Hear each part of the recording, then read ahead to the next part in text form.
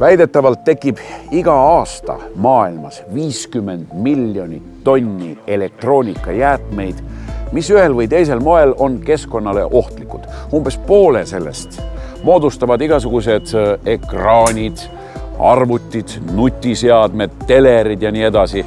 Ja teine osa sellest on siis igasugu kodumasinad, igasugused kütte- ja jahutusseadmed ja nii edasi. Ning ainuüksi see hulk, mida te praegu näete enda ees siin rekkakastis, koguneb Hiiumaal iga 2 nädala tagant. Seda on umbes 2–3 tonni.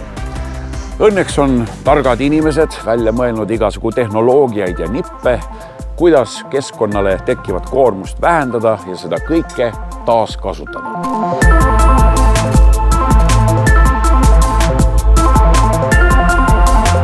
50 miljonist tonnist elektroonikajäätmetest jõuab maailmas taaskasutusse kõigest 20%. Ülejäänu lõpetab prügilates, põletustehastes või käideldakse ümber mõnel muul mitteotstarbekal viisil. Väike osa sellest suurest kogusest jõuab jäätmejaamade kaudu ka Eestis sinna, kuhu vaja. Kust see tuleb? Kas see tuleb kogu Eesti pealt või tuleb see lausa välismaalt kuskil? Täna on meie võimekus on Eesti kogus. Et suur osa, mis jäätmejaamadesse jõuab veereki ja kõik peale külmikute on siis meie kaup. Meie ütleme, et meie saame oma keskmiselt 80% massist suunama uuesti materjalina ringlusse. Ühest kodumajapidamise seadmest tekib umbes 14 eri tüüpi jäätmeid. Igal ühel on oma saatus ja käitlemisviis. Osad ohtlikud jäätmed töödeldakse ümber samas tehases, puhtad metallid müüakse metallitööstustele, osa jäätmeid läheb aga järgmistele käitlejatele. Mis on siis nende vanade elektroonikaseadmete juures nagu kõige kahjulikum keskkonnale? Alustaks võib-olla siis, et on ajaloolised jäätmed, ehk siis need on nõukoguaegsed juba ja enne, mis on turule lastud ennem, kui 2005 aasta tuli. Kui sa vaatad siia taha, siis mida sa näed siin kõige rohkem?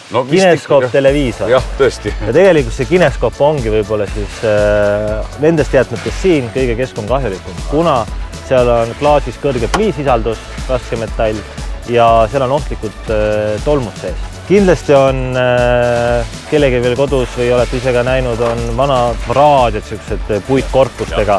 Seal on näiteks trükkplaatidel on kondensaatorid, mis võivad olla ohtlikud keskkonnale. Seega need tuleb välja võtta ja saata siis hävitamisele või põletusse. Mis asi see on? Mina ei suudakski seda määratleda näiteks. Kui mina oleksin siin sorteerija, mina ei suudaks öelda, mis asi see on. See kiri on peal, et see on Itaalias tehtud, aga kas see käib pähe või mis see teeb? Ütleme, see võtab äkki, kui ma kinnitaks niimoodi, äkki ma saaks kosmosest signaale vastu. Aga tegelikult on need tõesti teada, mis asi see on. Võt, sellepärast ma küsisingi küsimuse. Täitsa lõpna. Olgu see vana arvuti või raadio, ikka tuleb jäätmekäitluse huvides kõik aparaadid käsitsi algosadeks võtta. Vanu kineskoopseadmeid, mida Eestis tekib igal aastal 1000 tonni, tuleb aga eriliselt käsitleda, sest nagu juba öeldud, sisaldab kineskoop suurel hulgal kahjulikku pliid. Et nagu sa näed, siis naisterahvad, edukad, jõukad, kiired, tublid, võtavad kineskoop televiisori, tõstavad endale nina ette ja hakkavad haamritega, kruvikeerajatega ja akutrellidega neid algosadeks lööma. Sööst on ise ka lahingusse siis. Töökoht on seal. Siin on siis mul tuttavad Makita relakas, nuga ja millise ma siis võiksin võtta, mis mul üle jõu ei käi. Mingi lihtsam. Mulle usaldatud relakaga tuleb kõigepealt kineskoobi välisküljelt kätte saada metallvits. Siis tuleb eemaldada igat sorti tihendid ja valmistada kineskoop ette järgmise etapi jaoks. Ma saaksin teie juures tööd, kui ma nälga jään teatris vähe? Põhimõtteliselt küll. Korraliku töötahtega inimest on tänapäeval raske leida, nii et oled teretulnud. Kineskoobi teekond kulgeb edasi laserlõikusesse, kus üksteisest eraldatakse esiklaas ja tagaklaas. Mõlemad klaasid purustatakse ning saadetakse trumlisse, kust väljub juba lõpp-produkt. Esiklaasist, mis pliid ei sisalda, tehakse dekoratiivklaasi, kuid pliisisaldusega tagaklaas läheb edasi ladustamisele.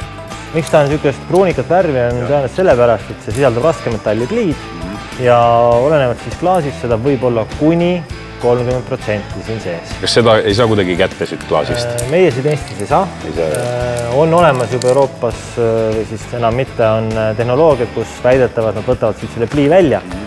Aga see ei ole enam minu hinnangul keskkonnasäästlik tegevus, kuna siit Eestis teise Euroopa otsa saata klaasi kalli raha eest, et see ei tasu ennast ära. Jälg on liiga suur. See ei ole aga veel kõik. Ametliku nimetusega polüetüleen, rahvakeeli aga vanad kanistrid, majoneesipurgid ja muud kodukeemiapakendid, mis hoolikate inimeste poolt sorditud ja kokku kogutud, lähevad samuti tehases käiku. Kuidas te need siis nüüd hakkate käitlema? Mis selle kraamiga siis saab? Seda on vaja pesta ka enne või ei ole? Iseenesest on ta ju hästi lihtne. Võtad selle paki, paned ta purustisse, puruste teeb ta tükkideks, peseme tükid puhtaks ja teeme uuesti graanuliks. Aga tegelikult see kaasneb nagu väga hulk tegevusi, mida me ei näe, aga puhtaks saada, seda on vaja mitu korda pesumasinas pesta. Siin selles konteineris on nüüd mingi ebamäärane mingisugune graanul, kus see siis, mis ta alguses on olnud?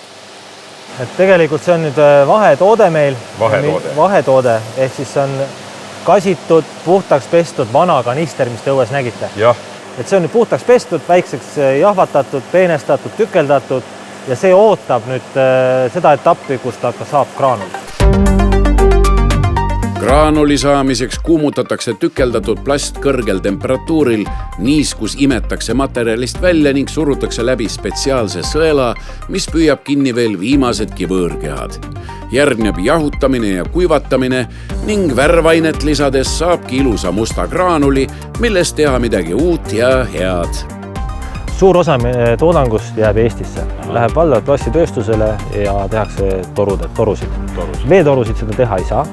Küll on aga kanalisatsioonitorud, kaevutorud, niisugused lihtsamad asjad, millel ei ole väga kõrged kvaliteedinõuded, mis ei pea kokku puutuma näiteks joogiveega. Selleks, et näete ise, et siin on kõike võib olla. Seega toiduainetööstus lihtsalt see ei sobi. Elektroonika ja plastjäätmete käitlemise tehas kuulub Eesti ringmajandusettevõtete kontserni, kus on kokku 3 ettevõtet. Kõigil neil täita oma ülesanne meie keskkonnahoius. Siis te esitlete ennast kui siis ringmajanduse ikkagi liidrit või sellist, ütleme, eesliini tegijat. Et palju neid teisi siis kokku on üldse? Ma arvan sellist kontserni, kus on nagu 3 ettevõtted, millest 2 100% ja 1 osaliselt tegeleb ringmajandusega, ega ma ei oska seda teisi kõrvale panna, nii et me liidri mõtlesime, oleme mõelnud natuke ambitsioonikalt, et me olemegi selle valdkonna nagu esimene tegija. Üks on siis Sillamäel Ökometall, mis toimib juba 20 aastat, seal me teeme vanadest pliiakudest pliid ja pliisulameid. Tegelikult on ta pliimetallurgia. Sulametall, mis läheb siis tagasi kas sulamite või puhta pliikujule akutööstustele, et enamus maailma pliist lähebki akude tootmiseks. Teine on nüüd see Veerek. See, mis siin meie taustal on. See on jah, see on Kuusallus Kiiul. Ja 3. on siis Raplamaal Ööle, tema nüüd ei ole otse ringmajandusettevõte, siis Ööle teeb valguskaablite paigaldamiseks vajalikke mikrotorusid või täpselt nende kimpe, sõdmejämedused torud kuni 12 toruga kimbus, mis pannakse siis maa sisse ja kuhu puhutakse siis tehnoloogiaga kuni 3 kilomeetrit puhutakse sisse valguskaabel, sellega luuakse siis interneti püsivõrk, mis Eestis on väga vilets. Aga kuidas mujal maailmas selle ringmajanduse sellise ettevõtlusega lood on? Ütleme, võtame siis, kus see Eesti seal skaalas, ütleme 1-10, kus ta umbes asub? No ma ei oska öelda, siin värskelt ilmus üks raport neil päevil, mis tegi siis kokkuvõtte. Eks on küsimus ikka selles, et kui palju kogutakse inimese kohta näiteks elektroonika jäätmeid. Ja see on näitaja, sellega me oleme, ma arvan, kuskil ikkagi teises pooles. No nüüd ma esitan meie vaatajatele siis ilmselt rõõmuks selle emotsionaalse küsimuse sulle, Hans, et miks te kõike seda teete? See on väga hea küsimus tegelikult. Et mõni võib-olla ütleks ärimaailmast, et raha ja võimalik teenida ja läbi aegade on ju räägitud, et jäätmed ja maafia kasvõigi, et palju raha liigub. et tõesti siin seda liigub, aga ma arvan, et minu aastatega juba see tekkinud see missioonitunne. Et minu jaoks on see oluline. Ma tahan midagi tagasi anda, kuna me oleme sealt palju võtnud maapõuest. Seega puhtalt missiooni pealt ja kohusetundest.